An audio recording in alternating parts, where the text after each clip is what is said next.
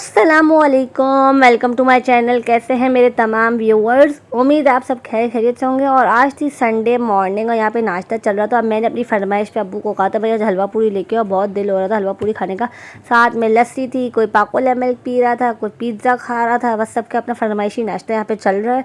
और इसके बाद हमारा प्लान था आज हैदराबाद जाने का। तो हमने सोचा था 2 बजे हम हैदराबाद के लिए रवाना होंगे। तो बस यहाँ पर नाश्ता करेंगे, थोड़े घर की सफाई करेंगे, घर को थोड़ा साफ़ करेंगे और फिर हैदराबाद के लिए रवाना होंगे। बट उससे पहले अगर आपने मेरे चैनल को सब्सक्राइब नहीं किया तो जल्दी सब्सक्राइब कर लें, बेल आइकन के बटन को प्रेस कर लें ताकि आपको मेरी वीडियोस की नोटिफिकेशन सबसे पहले मिले। यहाँ पे हम बच्चों को लेके लिफ्ट से नीचे जा रहे थे क्योंकि हमने गाड़ी मंगवाई थी और गाड़ी जो है वो आ चुकी थी। तो हमने कहा बस देर नहीं करते, जल्दी सब गाड़ी में बैठें ताकि फिर रवाना हो। 2-2.5 घंटे वैसे भी रास्ते में हमें लग ही जाने थे। तो यहाँ पे गाड़ी आ चुकी थी, बच्चों को हमने पीछे बिठाया और बच्चों को हमने कहा भाई तुम लोग पीछे बैठो, हम बैठेंगे आगे वाली सीट पे। और गाड़ी बहुत ही कंफर्टेबल थी तो रास्ते का हमें इतना पता ही नहीं चला। लगभग हमें 2 घंटे लग गए थे पहुंचने में। यहाँ पे हमने अपने सफ़र का आगाज़ किया और टाइम हो रहा था कुछ 2:15 बज रहे थे, 2:15-2:30 के दरमियान कुछ टाइम हो रहा था। और हमने अपने सफ़र का आगाज़ कर लिया था। और इसके बाद लगभग 4 बजे के करीब, 4-4:15 बजे हम हैदराबाद के अंदर एंटर हो चुके थे। और वहाँ पे जाके हम डिफरेंट स्पॉट्स पे गए। और सबसे ज़्यादा हमारी जिसने मदद की है ना वो की है गूगल मैप ने, जो वो इजीली सारी लोकेशंस बता देते हैं। तो बहुत ही सहूलत हो गई है, तो किसी से पूछने की ज़रूरत नहीं पड़ती। तो हैदराबाद पहुँचे, फिर हमने सबसे पहले लोकेशन लगाई इस रबड़ी की। यहाँ पे हम पहुँचे, यहाँ पे हमने सोचा था पहले हम ट्राई करेंगे, अगर हमें यहाँ की रबड़ी अच्छी लगेगी तो फिर हम घर के लिए भी लेंगे। तो यहाँ पर हम अपनी रबड़ी का आने का इंतज़ार कर रहे थे। बहुत ही मशहूर एक दिल्ली रबड़ी है और हमने अभी 3 मंगवाई थी और बहुत ही ज़्यादा फ्रेश थी। तो वो भी ताज़ी बनी थी, इसलिए वो इतनी ठंडी नहीं थी, बट ऐसे भी बहुत अच्छी लग रही थी। और हमने फिर ऑर्डर दे दिया, बट हुआ कुछ यूँ कि रबड़ी जो थी वो तैयार नहीं थी। तो उन्होंने कहा आप जाएं और हम आपको जब तैयार हो जाएगी तो आप जहाँ पे मौजूद होंगे हम आपको दे देंगे आपका ऑर्डर। तो हमने कहा चले ठीक है, ये भी अच्छा है। तो एक हमें बहुत ही अच्छी वहाँ की सर्विस लगी, ये हाजी रबड़ी हाउस करके थी। और उन्होंने फिर हमें रात में जहाँ पर हम डिनर करने गए थे वहाँ पर उन्होंने हमें वहाँ रबड़ी भी पहुँचा दी थी। तो इसके बाद हमने सोचा अब हम करते हैं कुछ शॉपिंग और हल्का फुल्का कुछ खाएँगे, क्योंकि फिर हमने सोचा था रात में हम पेट भर के खाएँगे। तो अभी हम जा रहे थे ऑटोबान, वहाँ पे शॉप्स हैं, कुछ ब्रांड्स वगैरह भी हैं। हम पहले यहाँ पे आ भी चुके हैं तो इसीलिए हमें कुछ जगहों का आइडिया था। तो हमने सोचा ऑटोबान जाएंगे, वहाँ पे थोड़ी शॉपिंग करेंगे, थोड़ा बच्चों को रिफ़्रेशमेंट वगैरह कराएंगे। तो अभी हम वहीं पे जा रहे थे और बच्चे जो है वो थक भी गए थे, सबको भूख भी लग रही थी।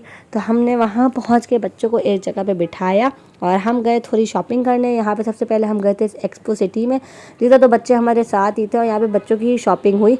तो बच्चों ने यहाँ पे अपने लिए कुछ ड्रेसेस पसंद किए, कुछ टी-शर्ट्स वगैरह पसंद की। यहाँ पे बच्चों की ही ज़्यादा वैरायटी थी। और मुझे तो लगता है आजकल तो वो दौर है कि माओ से ज़्यादा बच्चे एक्साइटेड होते हैं कि भाई कब शॉपिंग करने जाएंगे, आप हमें क्या क्या दिलाने वाली हो। तो हमसे ज़्यादा बच्चे एक्साइटेड थे। तो बस शॉपिंग की, इसके बाद फिर हम आ गए थे, कुछ और शॉप्स हमने विज़िट किया। उसके बाद फिर हम डिनर करने आए थे और मैं द फर्स्ट टाइम आई थी और मुझे रेस्टोरेंट बहुत ही अच्छा लगा। बहुत ही बड़ा रेस्टोरेंट, मैंने कराची में इतना बड़ा रेस्टोरेंट नहीं देखा। मतलब बहुत ही बड़ा इनका सिटिंग एरिया, बहुत बड़ा इनका सेटअप। यहाँ पे देखें पूरा ओपन इनका किचन था, यहाँ पे कढ़ाइयाँ बन रही थी, साथ में यहाँ पे दम पुख्त था। इसके अलावा यहाँ पे देसी मुर्गियाँ, हमारे सामने देसी मुर्गी फ्रेश कट हो रही थी। और इस रेस्टोरेंट का नाम था बरोही रेस्टोरेंट, बरोही बलूचिस्तान रेस्टोरेंट। ये पूरा इनका ओपन किचन था और 3-4 जगहों पे उनकी कुछ फैमिली एरियाज थी, सिटिंग एरिया थी, कुछ खुले में थे सिटिंग एरिया। तो बहुत ही बड़ा ये रेस्टोरेंट था और हम यहाँ पे आए थे ख़ास खाने, यहाँ पे दम पुख्त। और इसके अलावा यहाँ पे हमें खानी थी देसी मुर्गी की कढ़ाई, जिसमें हमें को बहुत देर लगी। देसी मुर्गी उसने हमारे सामने फ्रेश कट की, तो लगभग उसको गलने में और पकने में टाइम लगता है। अम्मी ने कहा उसको गलने में टाइम लगता है। तो हमें लगभग 1 से सवा घंटा हमारा ऑर्डर आने में लग गया। हमने कहा भाई सैलेड ही ले आओ, तो हम कुछ खीरा वगैरह खा लें क्योंकि सबको बहुत भूख लग रही थी। तो बस यहाँ पे सब बैठ के अपने खाने का इंतज़ार कर रहे थे।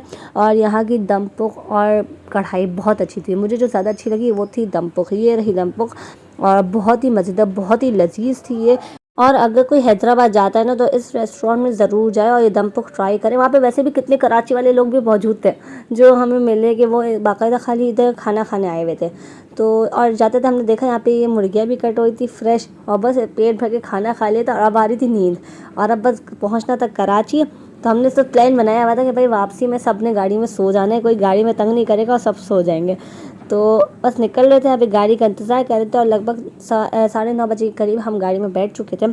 और बस बैठे और हुआ ऐसा कुछ कि बच्चे भी एक करके सोने लगे, थोड़ी बहुत हमने भी नींद की, थोड़ा रास्ते को एंजॉय किया और बस थक भी बहुत गए थे, मज़ा भी बहुत आया। तब मिलेंगे नेक्स्ट व्लॉग में, तब तक के लिए अल्लाह हाफ़िज़।